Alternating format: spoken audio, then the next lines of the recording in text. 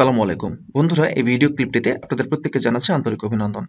এই ভিডিও ক্লিপটিতে আপনি কোনো বক্তার কথা বুঝতে পেরেছেন বা কেউ কিছু বলেছে সেটা আপনি বুঝতে পেরেছেন, এই কথাটাই আপনি তাকে বলবেন। অর্থাৎ আপনি বলবেন আমি বুঝতে পেরেছি। এটা যদি বলতে চান তাহলে ইংরেজিতে যদি বলতে চান কিভাবে বলতে পারেন সে বিষয়টি নিয়ে আমরা এখানে কথা বলবো। ছোট্ট ক্লিপ।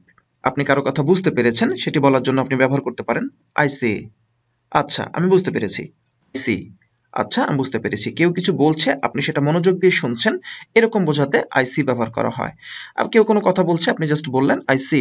আচ্ছা, এটা দুইটা জিনিস প্রকাশ করে। আপনি তার কথা শুনছেন মনোযোগ দিয়ে এবং তার কথা আপনি বুঝতে পারছেন। এর অর্থ হলো আই সি। আমরা বাংলাতেও কিন্তু এটা করি। কেউ কোনো কথা বললে আমরা বলি কথার মাঝখানে মাঝখানে বক্তার কথাকে বোঝার জন্য বা তার কথা যে আপনি শুনছেন এটা বোঝার জন্য আপনি বলেন আচ্ছা, ঠিক আছে, ওকে। এগুলো আমরা ব্যক্তি জীবনে ব্যবহার করি। তাহলে বলতে পারেন I see.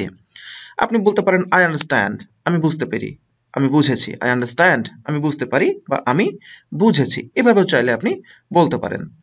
I get it, এভাবে চাইলে আপনি বলতে পারেন বা পাস্ট টেন্সেও আপনি বলতে পারেন I got it. I get it বা আই গট ইট। এভাবেও চাইলে আপনি বলতে পারেন যে আপনি বুঝতে পেরেছেন বা আপনি বুঝলেন।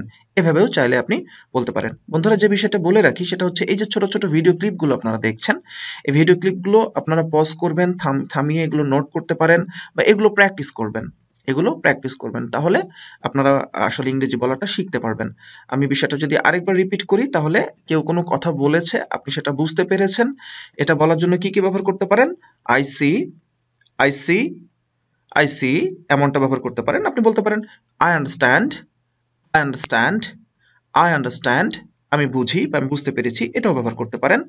I get it, I get it, I get it.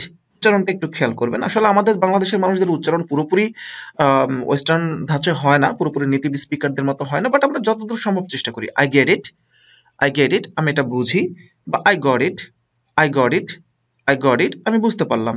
Past টেন্সেও আপনি চাইলে বলতে পারেন।